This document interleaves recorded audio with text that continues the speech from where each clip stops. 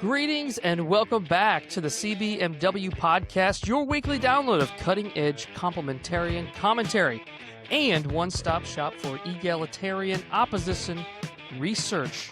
I'm your host, Jon Swan, executive editor of Icon, a journal for biblical anthropology, and I am joined by Denny Burk, the president of CBMW, and Colin Smothers, the executive director of CBMW. Guys, our first show of 2026. Welcome back. Great to be back. Thank you very much. I am so glad to be here. How many of your 2026 New Year's resolutions have you knocked out so far? Well, I made a resolution before the holidays. Look at you. Yeah, and? It was one of these, you know how people make their diet resolutions and all that on January 1st? Yes. Well, I made a change before the holidays so as not to gain through the holidays. Look how at about you. that? Look at you. You think you're better than us? I do. I don't want to, come off as an elitist or anything, but I do think I'm better than all of you. No, we really appreciate your humility there, as do our listeners. Well, today's show, we want to discuss yesterday's oral arguments at the Supreme Court of the United States, where the court heard two cases that deal with challenges to state laws in Idaho and West Virginia. One of them uses biological sex as the basis for separating boys and girls sports teams. That's the West Virginia case. And another in Idaho that prohibits males from competing in female sports. Both of these laws have been challenged in federal court. Both states have previously been prohibited by the federal courts from enforcing those laws. So in the case of Idaho, just a really brief summary here, the Ninth Circuit Court of Appeals ruled that their law violates the 14th Amendment's Equal Protection Clause.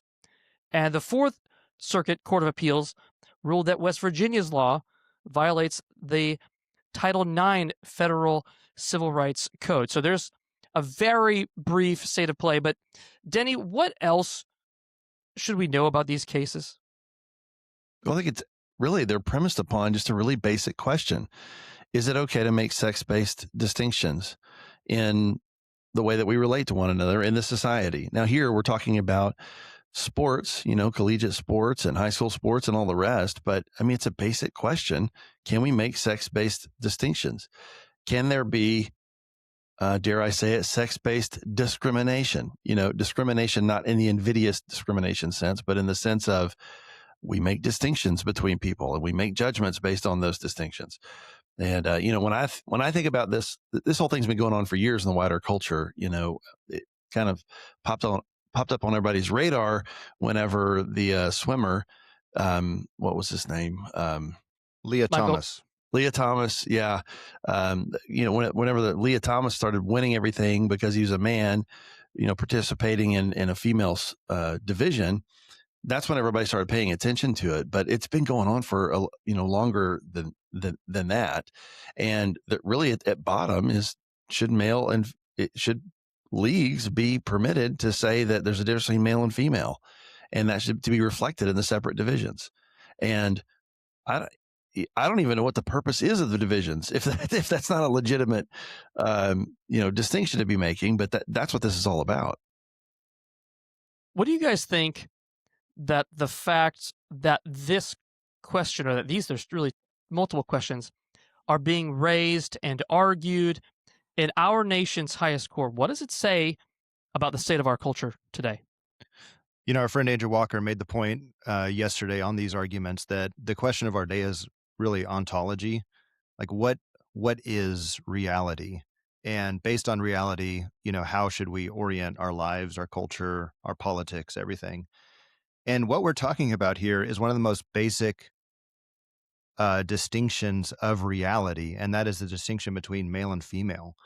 Something that cultures for millennia have always fundamentally understood, that men and women are different, and those differences really should make a difference in the way that we relate to one another.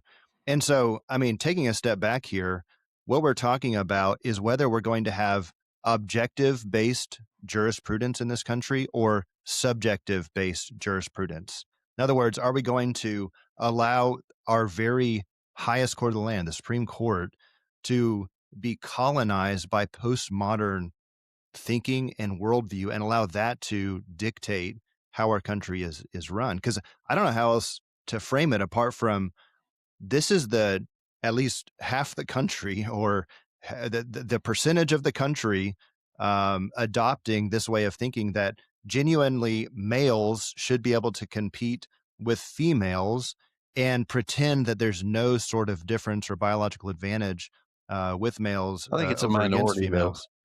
Probably a minority. I'm just saying, not a significant minority, not a negligible minority. Right. Well, there's a reason why this is before the Supreme Court. Like I keep just almost tearing my hair out just thinking about the fact that we have 9 of our most esteemed, elevated magistrates hearing oral arguments on whether boys should be allowed to beat girls in competition just because they say they're girls. And so our supposedly the brightest minds of the land that have been elevated to this position now have to tell the rest of the country, yes, there is a difference between boys and girls, men and women, and we should continue to honor that difference. And it's good and right for us to make policy distinction between them. At least we hope that that's the conclusion they come to. It sounds like Sure hope so. It sounds like a majority may be coming to that conclusion based on the oral arguments yesterday, but we're hoping for that. Yeah, Colin, what you just said is right. And what you had quoted from Andrew, we have an ontology issue. Ontology being a subset of the overall category of a worldview. I mean, what we're experiencing here is a worldview conflict. Is there a God who created us male and female, and that being a good reality? And does he get to define who we are, or do we get to define who and what we are? We saw this yesterday somewhat, and I can't say that I listened to very much of these oral arguments, but you have clips going around of one of the justices asking one of these attorneys what their definition of sex is. And whether they're being asked by a justice or a reporter outside the court, they're working really, really hard to not have to say what that is. Mm-hmm. But in so doing, they really do want to smuggle in an ontological category of a transgender person. Well, yeah, the exchange that you're referring to happened with Justice Alito and one of the attorneys named Hartnett. And for listeners who didn't hear it, let me just repeat for you. I'll read from the transcript of what they said. Justice Alito was asking one of the lawyers for the, I guess it was for the plaintiffs, right? Mm-hmm. But anyway, Alito says, what is the definition for equal protection purposes? What does it mean to be a boy or a girl or a man or a woman? The lawyer, the Hartnett, says, sorry, I misunderstood your question. I think that the underlying enactment, whatever it was, the policy, the law, we'd have to have an understanding of how the state or the government was, understanding that term to figure out whether or not something was excluded. It was blah, blah, blah, right? What does all that mean? But then finally, the lawyer says, we do not have a definition for the court. Right. He said, what's the difference between a boy and a girl, a man and a woman? And the lawyer says, we do not have a definition for the court. That's to me, the whole case right there. Mm-hmm. Yeah. And that's where you lose the whole case. Because if you're going to have laws that prohibit, invidious discrimination based on sex, you better know what sex means, right? You better know what the difference between a man and a woman is and a boy and a girl is. But that's what this lawyer couldn't, say. It's very fascinating. Back in 2022, when Ketanji Brown Jackson was up for Supreme Court, you remember a similar question came to her in her confirmation hearings. What is the difference between a man and a woman? What was the question? It was, what is the difference between a man and a woman? Yeah, what is a woman? Yeah. What is a woman? And then her answer was, I'm not a biologist. Right? In other words, she's that is a judge's way of saying that's above my pay grade. And that's just not going to fly with ordinary Americans, because you don't have to be a butcher to know what a steak is. You don't have to be a veterinarian to know what a dog is, right? You don't have to be some kind of a specialist in a field to recognize ordinary aspects of our existence. Okay. And that's what's lost on these folks. Well, I listen to a lot of ordinary people know what the difference between a man and a woman is, and they know it's based on biology. Yeah, I listen to a lot of the oral arguments, and newsflash, Ketanji Brown Jackson still doesn't know what a woman is. I mean, she continued to just demur on and act just clueless when it comes to these basic distinctions regarding even the definition of sex, which is the word at play in these Title IX disputes. And this is another conflict that we're seeing play out on the court. The conservatives on the court largely hold to an originalism approach to the Constitution and to the law, which means the words that we are reading off of the page mean what those authors actually said or intended them to mean, when they wrote them down. In other words, when Title IX legislation was passed in this country, decades ago, the vocabulary of gender identity was not in use at all. Sex referred to male and female. Instead, the progressives on the court want to go to this living document approach that now our sort of 21st century understanding of these things, we're going to shoehorn gender identity into Title IX legislation, Title IX disputes, these kinds of things. And the thing they're not realizing when they're trying to do that is you can't put a round peg in a square hole or vice versa. In other words, if you're talking about gender identity in the modern parlance, we're not just talking about transgender girls and transgender boys anymore. We're talking about non-binary individuals. We're talking about individuals that identify as furries. And so many of the progressives were concerned that these plaintiffs, these people that feel oppressed by the laws there in Idaho and West Virginia, were not able to compete in the sports according to their gender identity. And that was somehow discrimination or oppression based on this kind of the language of Title IX regarding sex. Well, if we were to allow everybody to compete according to their gender identity, guess what? You don't any longer just have male and female boys and girls sports. You have a gender spectrum of sports, and everybody gets their own category. In other words, it just blows up the entire concept. And they're not being honest with a worldview that they've bought into the LGBT worldview, the ideology, and that would necessitate the blowing up, the elimination of that distinction between male and female. They're not being honest in the argument. They're trying to shoehorn this gender identity into Title IX legislation. And I don't think it's going to go well, at least with the arguments that I heard yesterday. It's not going to go well for this particular case, these particular cases, but they're not going to stop. They're not going to stop until they lose the argument in the public square. And that's where I think that we're invested. We want people to have reality-based jurisprudence. We want people to think about reality as God created us, male and female, in his image. Yeah, and I think that they are losing the argument for the most part. They are losing the argument because everybody has to live their lives in light of reality. They can't pretend that a boy and a girl aren't different from one another. And listeners to this program, the CBMW podcast, have heard us talk about this before, but it's worth saying again. The difference between male and female is their reproductive systems, right? We're all equally human beings, but we have differing reproductive structures. We have complementary reproductive structures. And that causes our bodies to develop in a certain way. Those have social implications, but it's mainly a bodily difference.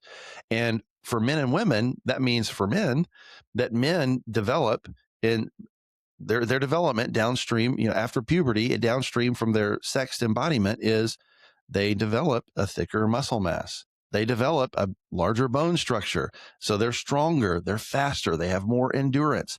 It's all of that is downstream from the sexual difference between male and female. Those are sexual differences. And so it means that, if you put a guy against a girl in a foot race, everything else being equal, the guy's generally going to win, right? That's what's going to happen because we're different. And we have to order our society based on those fundamental biological differences. But the trans ideology is trying to get everybody to ignore that and trying to get everybody to, put their hands over their eyes and pretend like sex differences don't matter anymore, or like you heard in this case, that you can suppress them through hormone treatments, which you can't really, you can suppress a little bit, but you can't change a masculine nature or a female nature through hormones. You're still a male, you're still a female. You still went through male puberty, even if you're taking hormones. So this is what seems to be lost on so many people. I don't think it's a majority in our country, but I do think it's a significant, non-negligible minority, and they're pushing these things, and I think they're losing. I hope they're losing. Yeah, Denny, on that question, regarding how much, hormones, testosterone, and then even puberty affects these things, Justice Barrett actually had a really interesting question. She wanted to present a hypothetical about 6-year-old competition. So this would be competition before the onset of puberty, before the majority of those hormones affect your development, and we see the major differences between men and women play out. And her question was actually to the Solicitor General of Idaho, and she basically asked him, like, okay, take this hypothetical. What about competition between 6-year-old boys and girls? And his answer was really fascinating. I think she was asking the question in a very smart way to try to get at this particular point, that these differences between male and female are innate and not just onset. In other words, they're innate even between, there's innate differences between boys and girls before puberty. Of course, anybody who's been around little boys and little girls knows this, instinctually. But the answer that the Solicitor General actually gave was, he said, the evidence actually demonstrates that even before puberty, there's a 5% athletic advantage that males have over, that boys have over girls, even before testosterone, even before puberty. And so I think that was a smart way, again, for her to be able to get at the question that even if we try to do all this testing regimen and try to equalize out the testosterone hormones, or equalize out the advantages of puberty, there still are distinctions and differences that you cannot erase with your attempts to identify otherwise. So I really appreciated that question. I really appreciated the answer from the Solicitor General. Well, guys, I really appreciated your comments today. To everybody listening, thank you. We hope that 2026 is a year where you will invest and equip yourself in understanding the differences between men and women, and how God reveals that to be good, and that you would commit to living those things out and teaching them to others. So thank you for listening. For other resources from CBMW, we ask you to visit cbmw.org.